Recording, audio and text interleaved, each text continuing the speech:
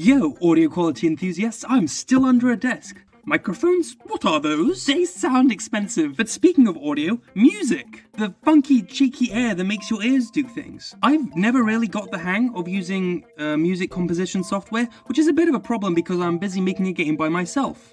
Currently, it doesn't matter if I get all the bugs sorted and the game fixed, it's just going to play in deathly silence. I can't have that. However, while I can't formally compose music, I can think of random stuff in my head and whistle it or hum it out loud. And as I was doing my data science revision on how transforming waves works, I came across an idea. I can just grab the frequencies from a recording, from like me humming, and try and figure out what note it is. Then just stick those in a MIDI file and I can put any instrument on top of it I want. Sounds like a pretty good idea. So I decided to program it myself in Python, and that was a mistake. Python's a mistake. What type are you? What does this even mean? The reason that different people's voices and different instruments sound different, even though they could be playing at the same frequency, is they're not playing one clean note. There are a variety of vibrations that all interfere together to create a deeper sound. For example, sine waves can be added together to produce other types of sound as well, like a square wave and a sawtooth wave.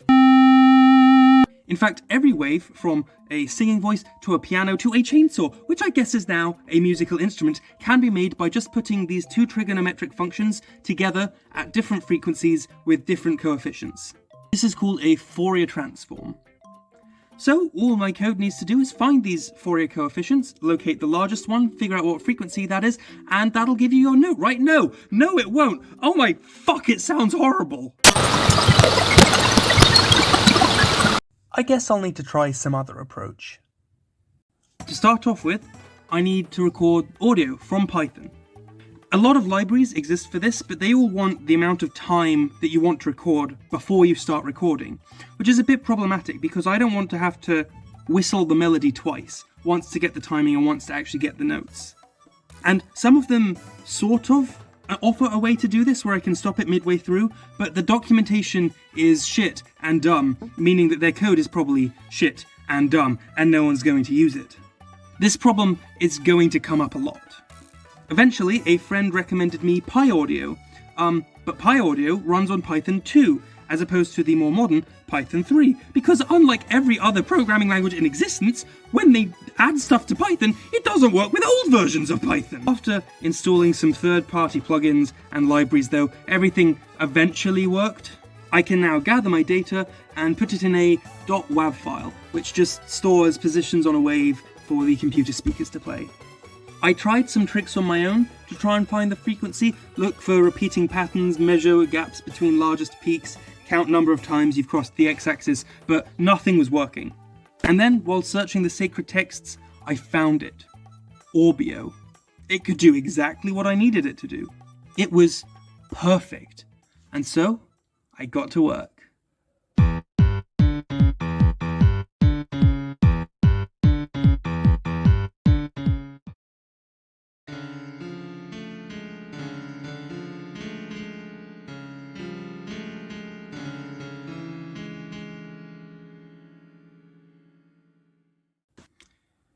Well, there's room for improvement. But that is death by glamour though, of a sort.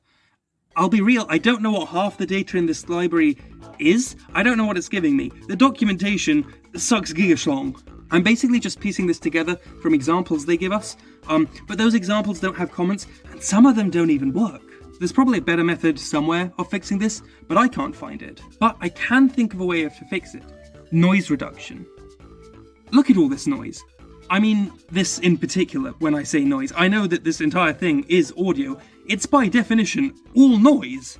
But you can clearly see the signal that is there, and it's all this noise that could be hampering the note detection. So I did some experiments, almost rupturing my eardrums a few times, to try and find a way to reduce the noise, and I think I had something. Waves repeat, so if I get enough samples to the left and right of the point I'm checking, then if it's on the wave, it should stay where it is because it averages to the same. But if it was noise, it would be reduced down to where it would have been on the wave. And I gave this a shot, and you can see that compared to the first photo, we now have a clearer signal. whatever wizardry is behind the MIDI note detection will probably have an easier time now. So I gave it a shot and... No, it still doesn't work. Worse, actually. I've plotted the original in red here, and next to the noise-reduced version in green, and if you're paying close enough attention, you may just be able to spot that they have absolutely butt-fuck nothing in common. Well, let's try a different method. This is Python. Someone's already made something, and they have a denoiser. I tried to use it, and was both not impressed and at the end of my rope. I just... like, this is it. This is the documentation. This one detail. Like, these 3 lines. That's the entire documentation. It doesn't tell you how it works. It doesn't tell you why it works. In fact, this example, it doesn't work. It's what they've given you doesn't work. Tim, you're a clown. I think, again, you can see the pattern now. And I was close, again, to giving up entirely.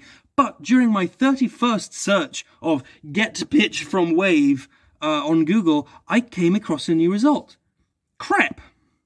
A neural network that was designed specifically to do what I wanted to do, and I hadn't found it before.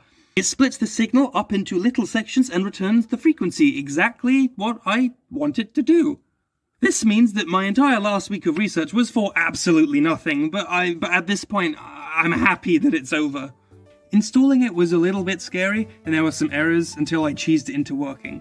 I set it up so that instead of creating a MIDI file, it would use the time segments and apply a wave that I put in, like a sine wave or square wave or whatever, and create a wave file. This way it could do some things that MIDI can't, like slurs and applying in a sound font, like another wave to change the instrument. To test it out, I hummed a scale, and this was the output.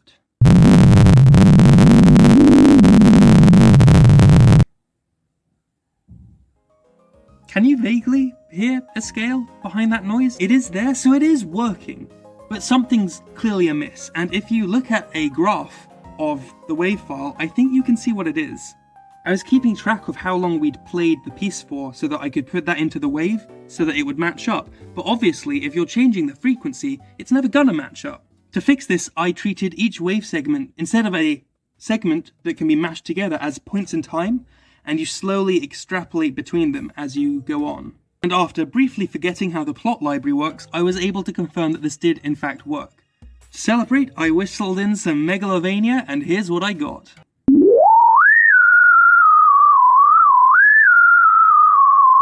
And that's pretty good, I would say. That's mission complete, right? I can whistle in and I can get notes out. But I'm still not happy about it, because it still just sounds like you're whistling. Like, here's what a sine wave should sound like. And here's what mine sounds like. There's something whistly about it. It's not a solid note. And I plotted the frequencies and volume over time in a graph, and I think you can see the issue.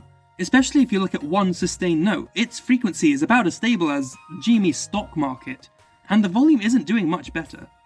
I tried to set the frequencies to snap to half notes, and I attempted to normalize the volume, and while I'm not sure about the volume, you can definitely see the frequencies now look more stable. Listening to a before and after,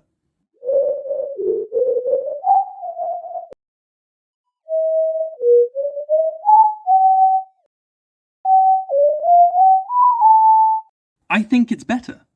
I would like to say that the last one being out of tune is more to do with the fact I'd been whistling for like 3 hours straight at this point, and less to do with the code being slightly broken, because if the code is slightly broken, it means I need to fix it.